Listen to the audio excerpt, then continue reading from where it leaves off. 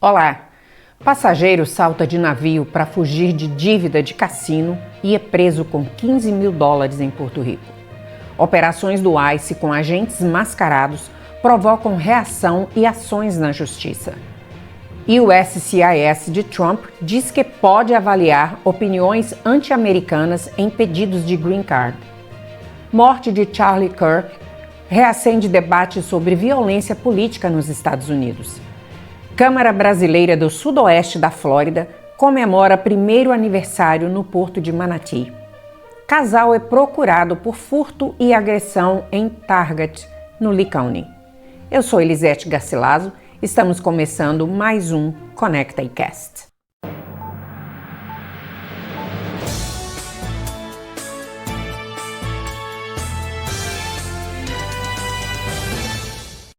Passageiro salta de navio para fugir de dívida de um cassino e é preso com $15 mil em Porto Rico. Um passageiro da Royal Caribbean terminou o fim de semana atrás das grades após tentar escapar de uma dívida de jogo a bordo. Segundo o Departamento de Segurança Interna, Jeremy Gonzalez Dias acumulou $16.710 em débito, quase exclusivamente associados ao cassino e apostas do navio. E no dia 7, quando a embarcação atracou em San Juan, Porto Rico, ele pulou na água. Gonzalez Dias foi localizado no oceano e capturado por 2 funcionários em jet skis poucos minutos depois. De acordo com as autoridades, ele estava com $15 mil em dinheiro vivo e afirmou aos investigadores que não queria reportar seus ganhos por medo de ser taxado. Ele vai responder por evasão de dívidas. Pelas regras federais, valores acima de $10 mil em espécie que saem ou entram no território dos Estados Unidos devem ser declarados. Não se trata de proibição, mas a omissão é crime e pode levar à apreensão do dinheiro e a acusações federais. Procurada, a Royal Caribbean não informou se a dívida foi quitada e limitou-se a dizer que a investigação está em andamento e não há comentários adicionais. O caso segue sob a apuração das autoridades federais em Porto Rico.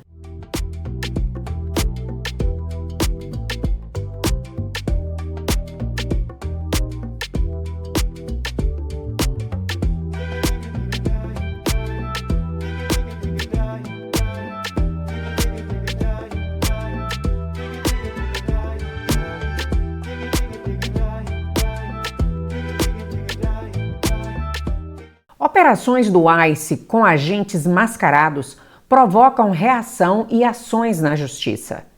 Relatos de agentes federais de imigração atuando de máscara, à paisana e em veículos sem identificação durante batidas reacenderam debate sobre transparência e uso de força nas fiscalizações migratórias nos Estados Unidos. Em diferentes pontos do país, especialmente Nova York e Califórnia, organizações civis e autoridades locais contestam procedimentos e cobram regras mais claras para essas operações. Em Manhattan, Nova York, em torno do prédio federal de imigração, o 26 Federal Plaza, dezenas de agentes do ICE apareceram cobertos por máscaras e realizaram detenções de imigrantes em via pública, segundo relatos de imprensa e de advogados. Em São Francisco, na Califórnia, durante protestos ligados a casos de imigração, houve a atuação de equipes com equipamento tático, relatos do uso de spray de pimenta e armas longas para dispersão, o que resultou em ações judiciais e decisões restringindo o emprego de força em manifestações públicas. Em Los Angeles, no interior da Califórnia, coberturas locais também descreveram prisões em massa, com agentes mascarados e veículos não identificados, gerando constatações por suposto excesso de força e violação de direitos. O Departamento de Segurança Interna afirma que as operações seguem a lei e que o objetivo é priorizar imigrantes com antecedentes criminais. Já entidades de direitos civis sustentam que a falta de identificação visível e o uso de máscaras dificultam a responsabilização em casos de abordagem indevida ou agressões, além de aumentar o medo em comunidades imigrantes. Em Nova York, um projeto foi apresentado para proibir o uso de máscaras por agentes durante abordagens, exigindo identificação clara e regras de conduta mais rígidas.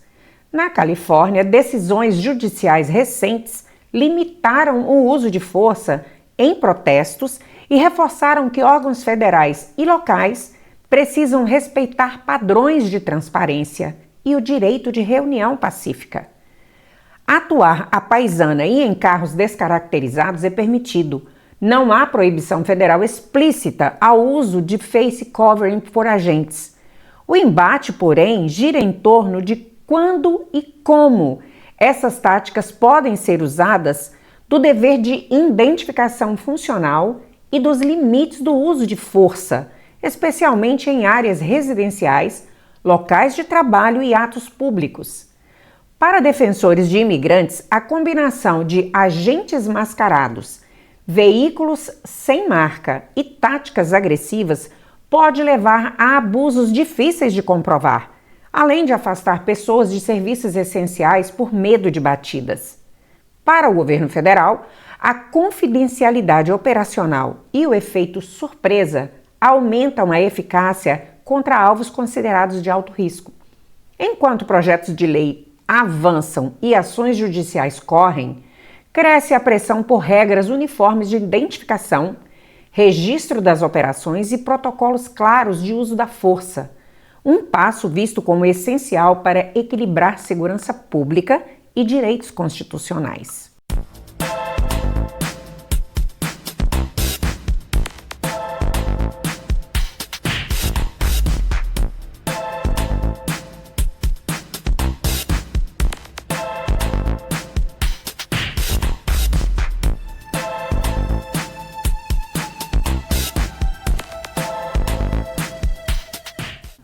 O governo alega foco em apologia ao terrorismo. O diretor do Serviço de Cidadania e Imigração dos Estados Unidos, Joseph Edlow, afirmou que a nova orientação que permite considerar opiniões anti-americanas em processos migratórios tem como alvo apoio a ideologias e organizações terroristas, não críticas políticas comuns. A mudança integra o pacote linha dura do governo Donald Trump para a imigração e já provoca forte reação de entidades jurídicas e de direitos civis, que veem o risco à liberdade de expressão de não-cidadãos. Segundo Edlow, manifestações como postagens pró-Hamas ou participação em protestos que intimidam estudantes judeus poderiam pesar contra o solicitante de benefício migratório. Criticar o governo ou o presidente faz parte da vida democrática, disse ele, ao frisar que o foco é apologia de terrorismo e incitação. Críticos respondem que, na prática, a fronteira entre discurso político e apoio a grupos designados como terroristas é frequentemente borrada e que o resultado pode ser censura indireta e punição desproporcional.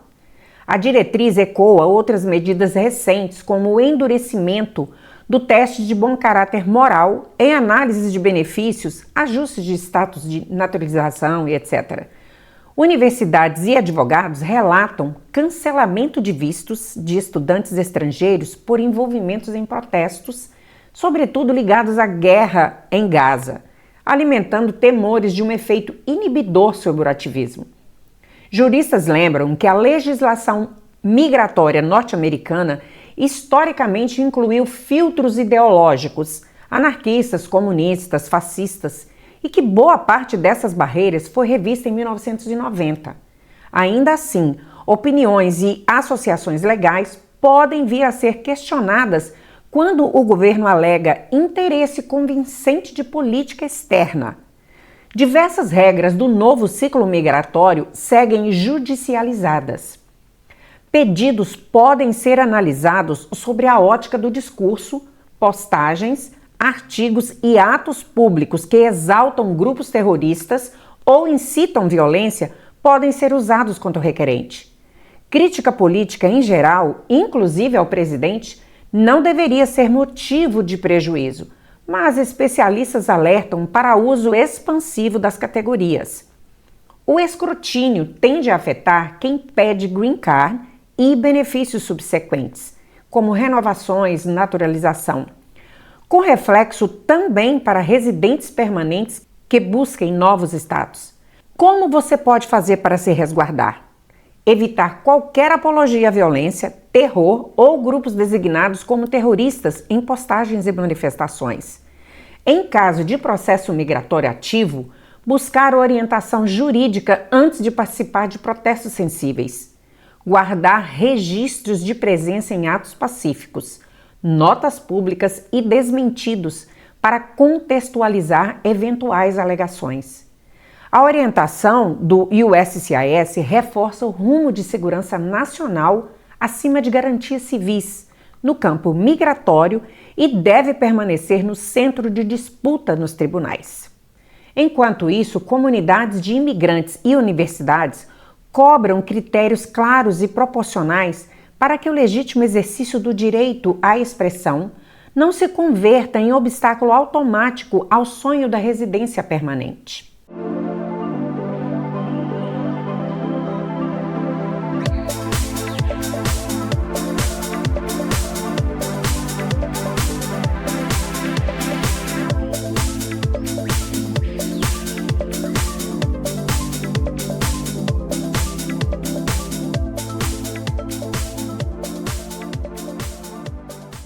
Morte de Charlie Kirk reacende debate sobre violência política nos Estados Unidos. O ativista conservador Charlie Kirk foi morto a tiros na quarta-feira, 10 de setembro, durante o evento The American Comeback Tour na Utah Valley University. Segundo relatos, um único disparo feito de um telhado próximo atingiu o pescoço de Kirk por volta das 12h20, diante de uma plateia estimada em 3.000 pessoas. O atirador fugiu após o ataque.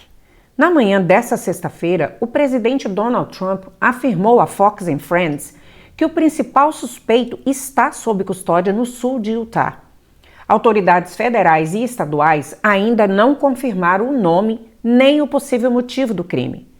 Investigadores divulgaram fotos e vídeos do suspeito na quinta-feira e disseram ter recebido mais de 7.000 pistas.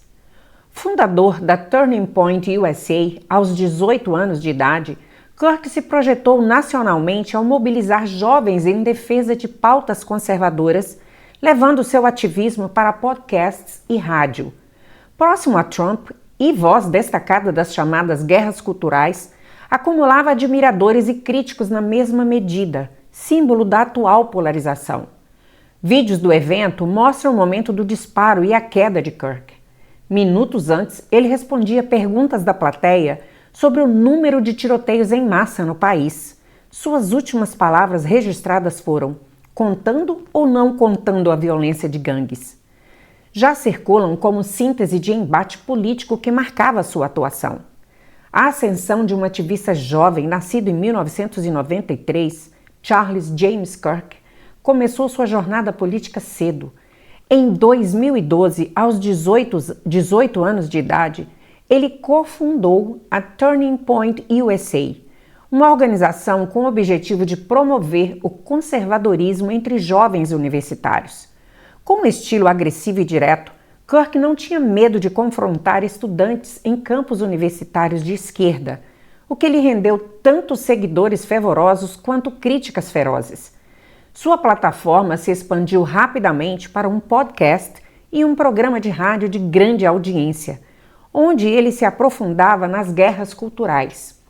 Kirk se tornou uma figura central no movimento MAGA, Make America Great Again, e um aliado próximo de Donald Trump.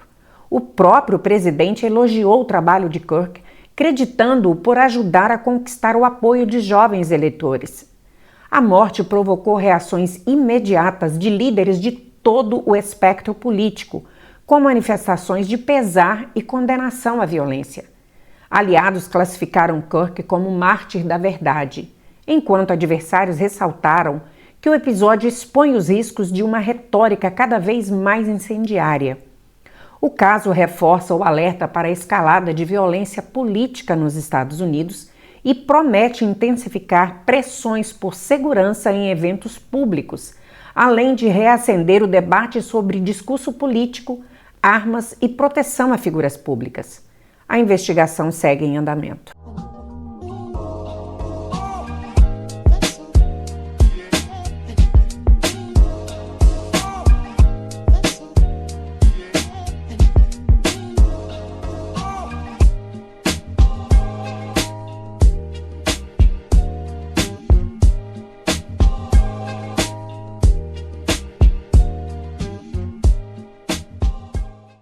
Câmara Brasileira do Sudoeste da Flórida comemora primeiro aniversário no Porto de Manatee, com foco em união e negócios.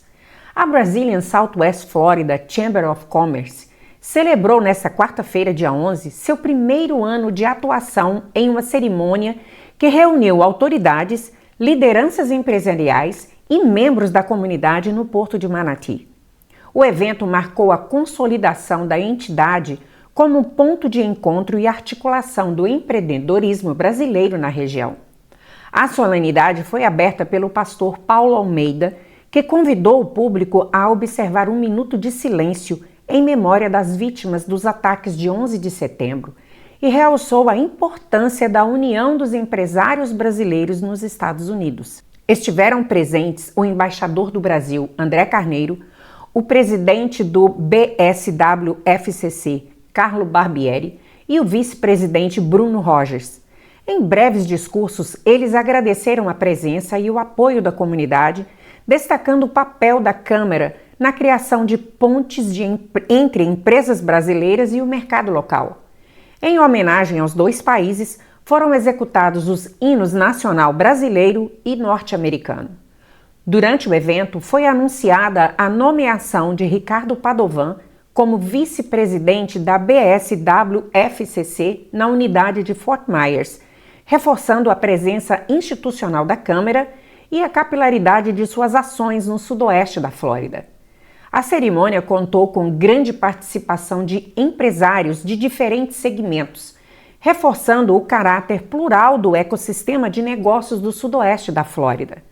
Após o protocolo, os convidados participaram de um coquetel de relacionamento, que favoreceu novas conexões empresariais, trocas de experiências e oportunidades de parceria. Ao completar um ano, a BSWFCC encerra um ciclo inaugural marcado por eventos de networking e suporte a empreendedores imigrantes e projeta a ampliação de ações voltadas à capacitação, acesso a mercados advocacy, junto a autoridades locais e estaduais.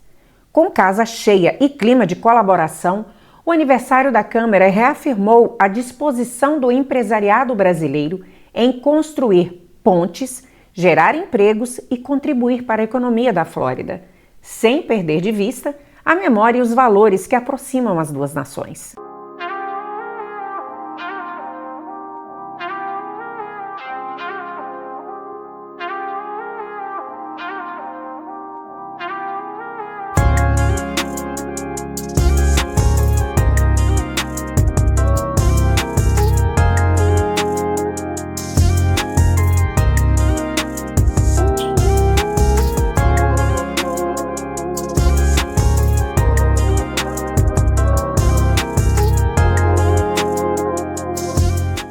Casal é procurado por furto e agressão na Target de Lee County. O Disque Denúncia do Sudoeste da Flórida, SWFL Crime Stoppers, busca identificar um casal suspeito de furtar eletrônicos e roupas avaliados em centenas de dólares da Target localizada no Gulf Center Drive e de agredir um funcionário da prevenção de perdas durante a fuga. Segundo o gabinete do xerife do condado de Lee, os suspeitos encheram um carrinho com diversos itens e saíram da loja sem pagar.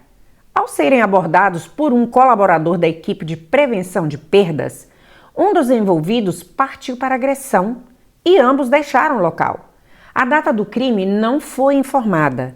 Quem tiver informações que ajudem na investigação pode ligar para 1-800-780-8477, enviar um relato pelo site do SWFL Crime Stoppers ou pelo aplicativo P3 Tips.